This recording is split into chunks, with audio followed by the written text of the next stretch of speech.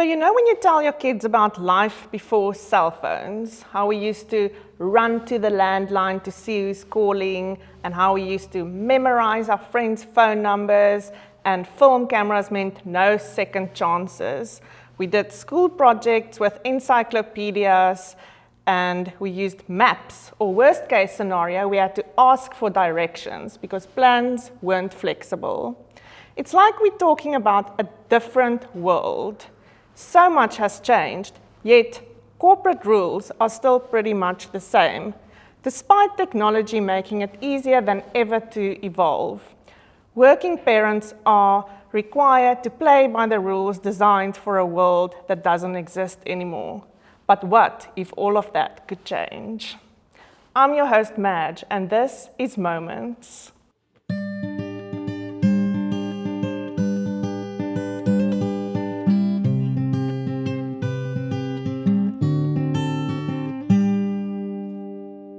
Today I have the absolute pleasure of speaking to someone who knows all about breaking barriers and updating outdated narratives.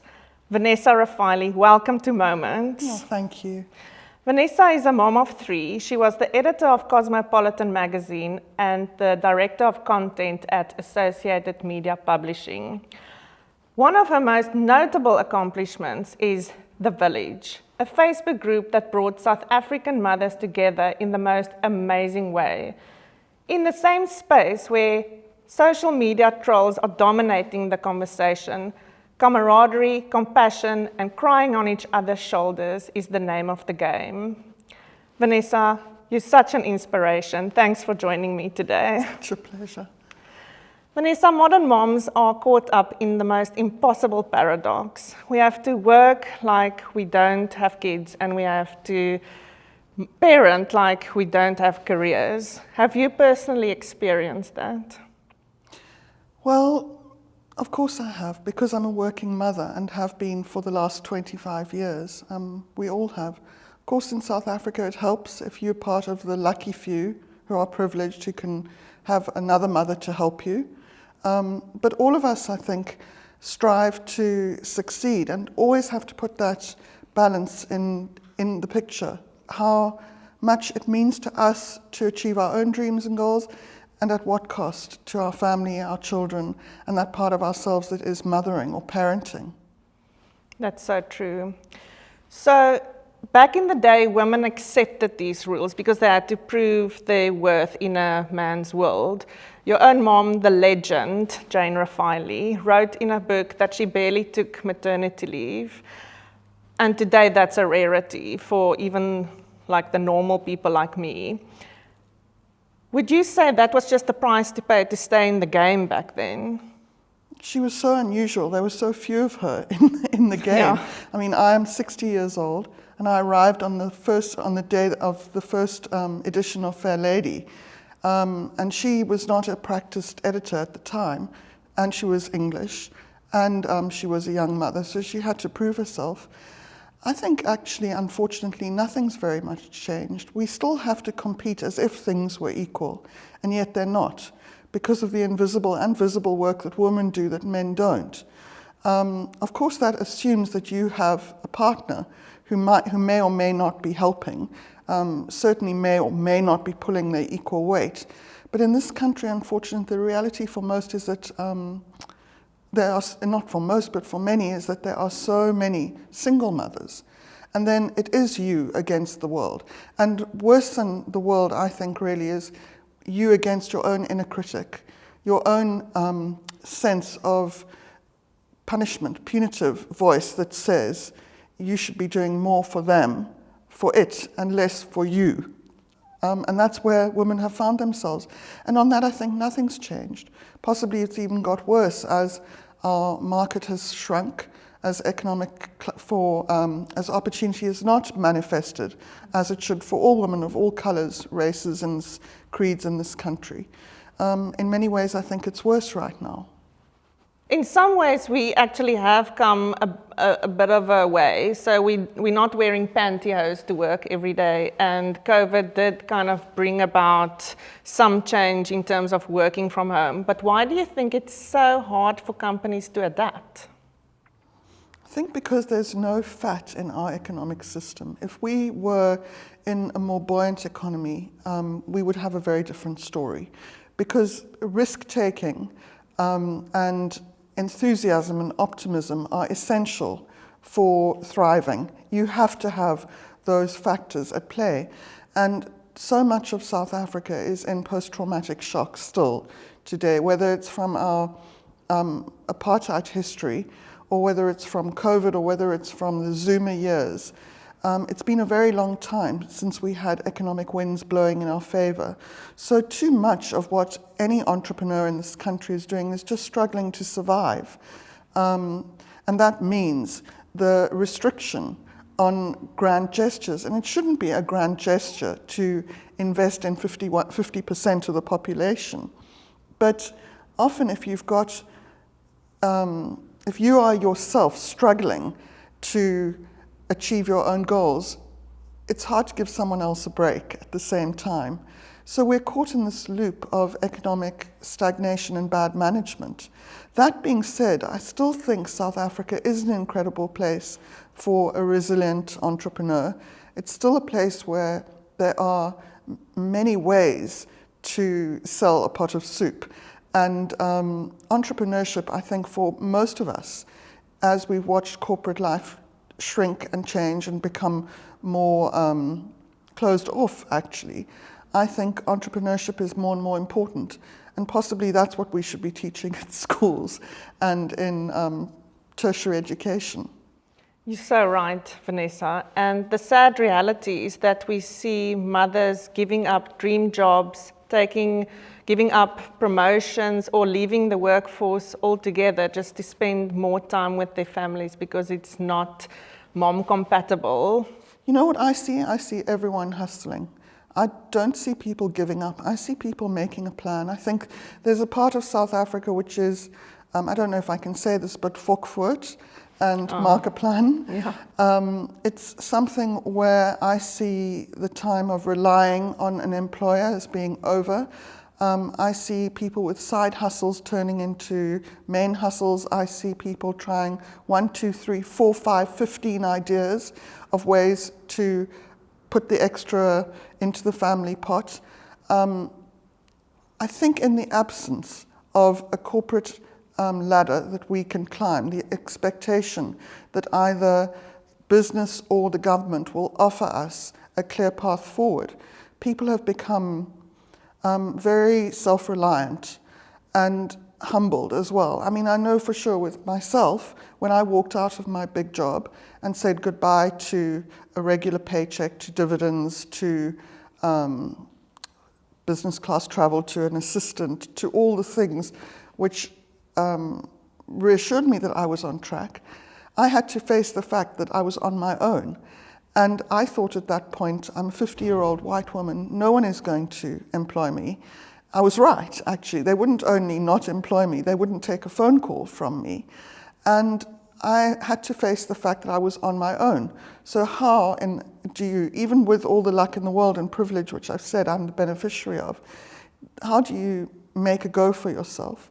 You become humble, you scale down, you put your head in the yoke, you try, you make an effort, you dismantle any expectation you had, and you get to work.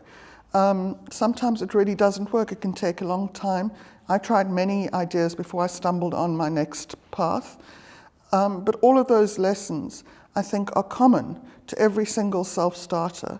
So it's not ever just the luxury of, do I work or do I stay home and look after children anymore? Because if we have partners, there's no saying that they will have a big enough salary to support that.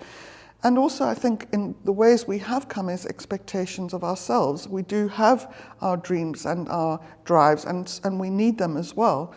But I think what has gone is, for the minority of this country that had it, and unfortunately for the majority of this country who expected it and hoped for it, was external help necessarily. So, one of the things that I say in my book, I wrote a book at some point, about parenting. It was called I Was a Perfect Parent Until I Had Children. Brilliant. But it was about the South African spirit, which I think is so well, crafted for these tough days, because we are really like our rugby team, all of us. We've got a pirate spirit of pushing forward, of doing the hard work, of not expecting ourselves to be perfect, but always having a plan, always having the belief to come back on, to actually push through the hard times. And it really is as simple as that.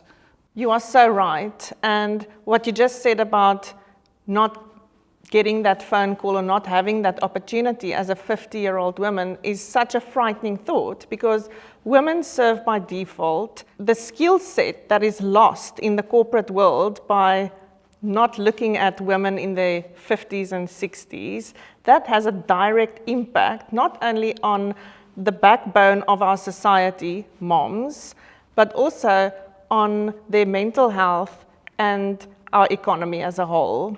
Why do you think this is not recognized in the corporate world?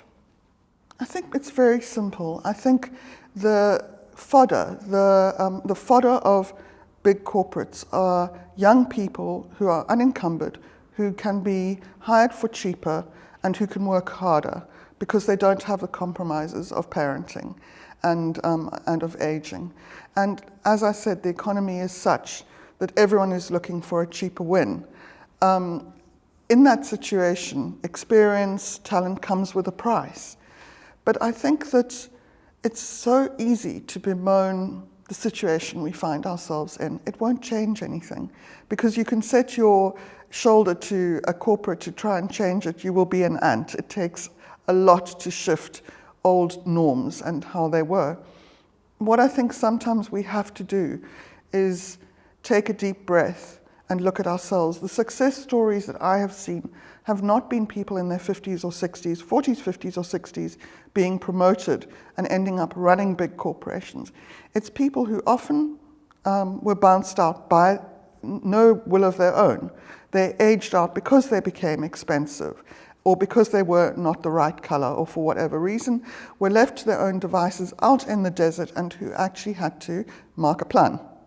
And funny enough, at that point, I think our natural strength, resilience, South African fundamental toughness comes into play. And like I said, so many of the success stories I've seen have been from people who have had to make a plan for themselves. I'm thinking of a family that did it together as a family, the Chasing Bees story. You should interview them as well. Sorry, this is off the tracks.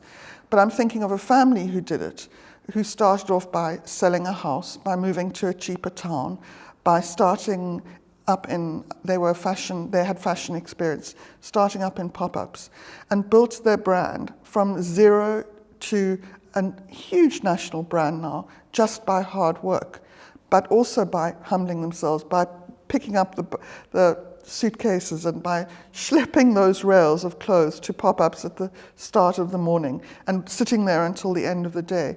When you've been in a cushy corporate job, it's hard to recoil down to that.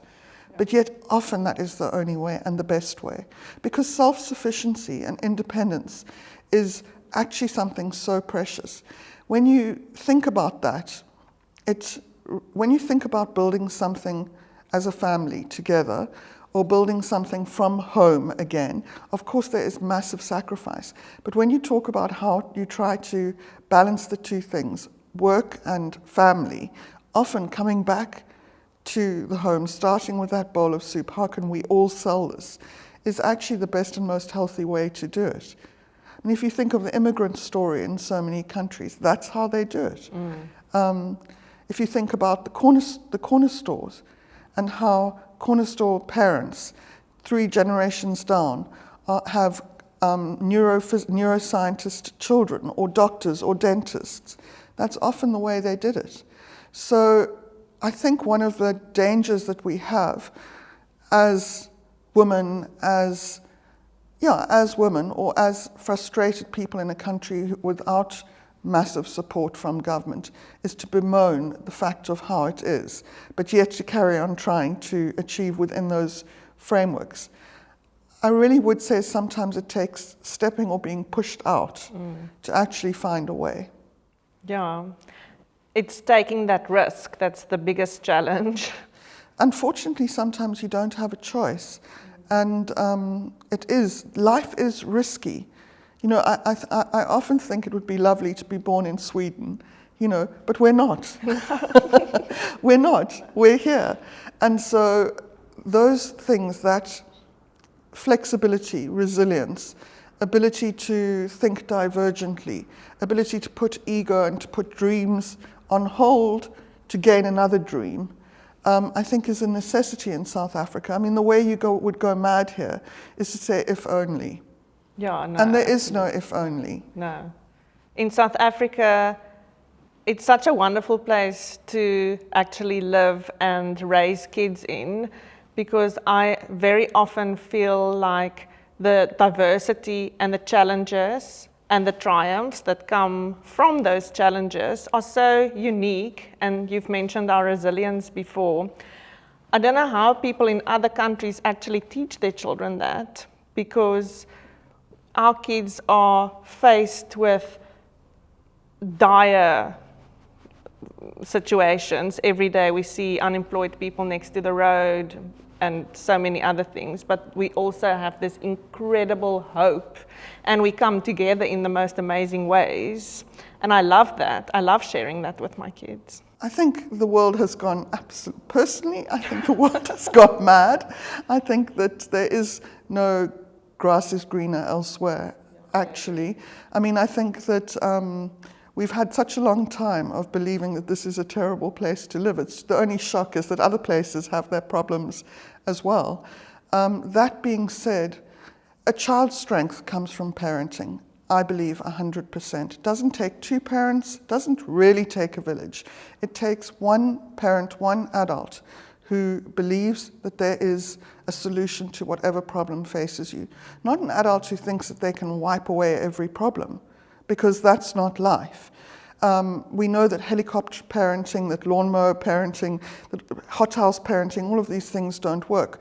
What does work is having a parent who believes that when faced with sets of problems, that human ingenuity, human courage, human resilience that I spoke about, human bravery, human optimism, can generally find a path through it. And it won't be a straight path. It can be a zig or a zag. It can be up one road, reverse back down again. It can be fall. That's human nature. It can be fall flat in your face. That's human nature. The anxiety, bitterness, a feeling of hopelessness is a cancer that is fed through the mother's milk. And so that's why I'm always so clear that if the adult in the story isn't okay, no one's okay. And so that's why, again, I'm always saying you have to balance your own dreams, your own hopes with their needs, and your needs to be with them. It doesn't have to be a big story. It can be a beautiful, small story.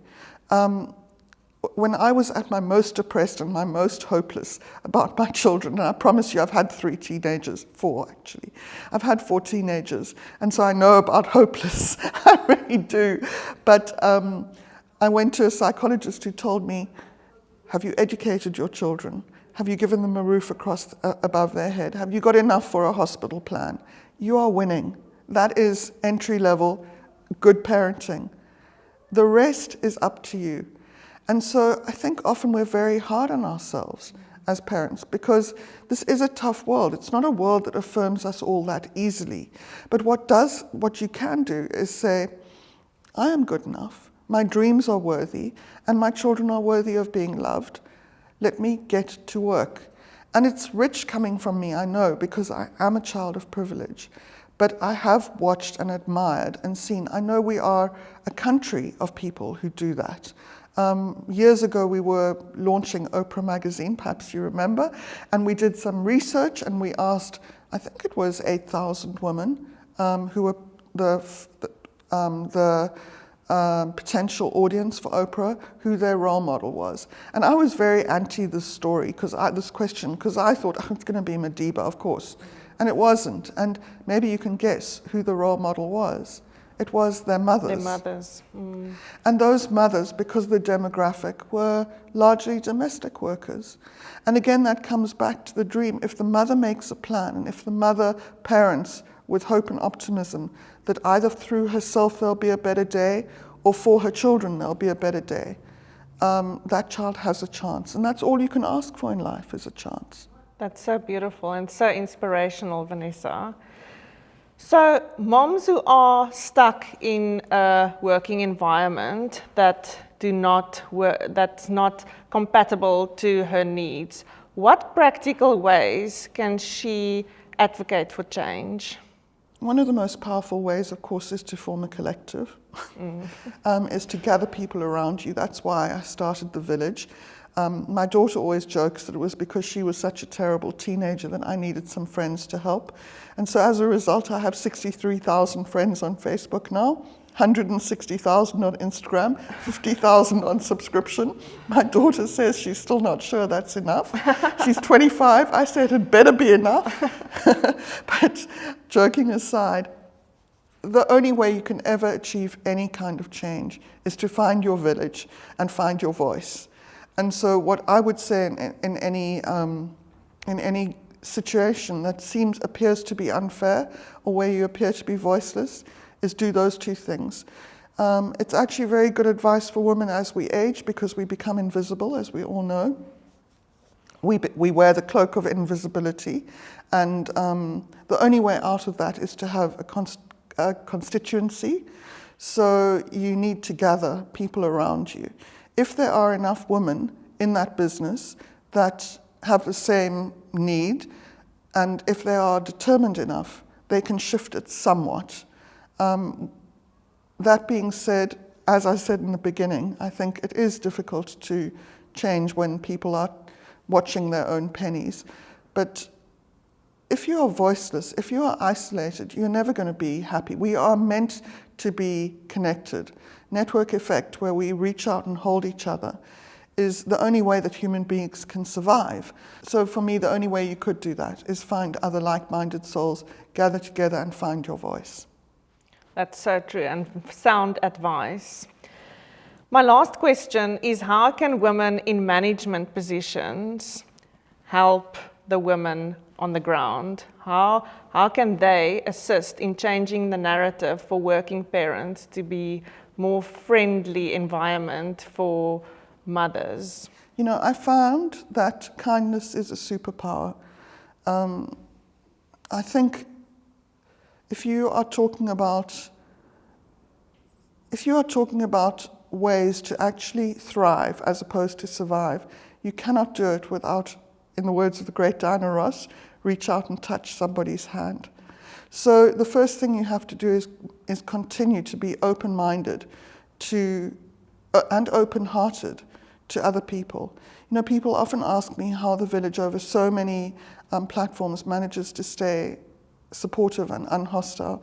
It does because kindness is non-negotiable. It's also been my superpower, the fact that I've generally been nice. When I've been in need, and you will always be in need in your life, people have rallied round to help. And that, when I say a superpower, I don't say it lightly. So it's about enlightened self-interest as well. If you want a good life, you've got to help people. If you want to be a person who can sleep well at night, you've got to roll up your sleeves and get dirty and actually help someone else. It's very lonely there at the top when you have got there by trampling on other people. I mean, there are a lot of people who don't need to feel good about themselves. But when their moment comes, it's a stark reminder that actually human success is not merely success. Human success is warmth. Human success is connection. Human success is community. And that cannot be done by just looking after number one. Vanessa, you are such an inspiration, and I'm so grateful that you came here today to share your knowledge with me. And this brings us to the final 5. Every single guest on Moments will answer the following 5 questions. So, Vanessa, which part of your human experience, or what I like to call the HX, was changed the most by being a mom? Can I answer? I've got two, actually, now that I've thought about it. Okay, I've got two answers to that question. Is that cheating? No, it's Okay. not. Number one, patience. I think patience is another parental superpower, and it's absolutely essential because you learn with children that nothing is on your timeline and nothing is there to suit you, and the only way forward is collaborate, compromise, be patient, take time. And that has been incredible for me. It really has helped in parenting. And I would like to recommend it to every parent. And then the second thing is optimism. I think when you are young, you can be overwhelmed, you can be terrified. It's a natural part of living an untested life. You haven't had the experience to know that you can get through. But yet optimism is a superpower just as much as patience and just as much as kindness and just as much as everything else I've had. And that sense of teaching, truly believing that my children will have a good outcome, even when I've been absolutely terrified, has been very soothing and life-changing for me. I think both of those things have resulted in me being much calmer and more peaceful as a person. And that's actually a lovely way to go into your last 20, 30 years of life, filled with peace and calm. And you can't do it without optimism and patience. Wow, something to really think about with my young kids. So, Vanessa, what are you most grateful for on your mom journey? My husband.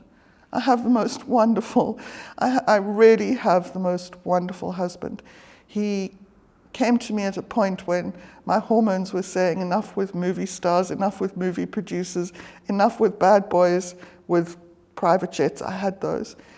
Find someone who you can trust and respect. And I found him. And he's never given me pause to readdress that evaluation of who he was. That's so beautiful. And what would you do differently looking back?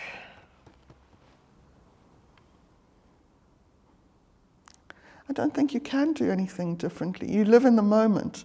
And so long as you live with gratitude and humility, that moment will be okay. Because we don't have hindsight. And we don't live in a perfect world where you can correct your mistakes. You can only do your best as you stumble along. And I think stumbling along with good intentions and trying to do your best, trying to be present, trying to be conscious, trying to be kind is actually good enough. I love your insight. So what are you telling your own kids about parenting? Leave me alone, I want to read a book.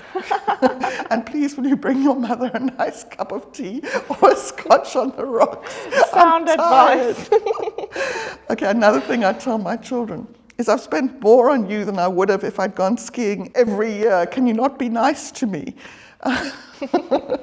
No, that's another thing I can say. You cannot have my credit card. A t-shirt without a label is just as good as one with. Think what else? Be nice to your brother and sister. I also say that, and mine's still small.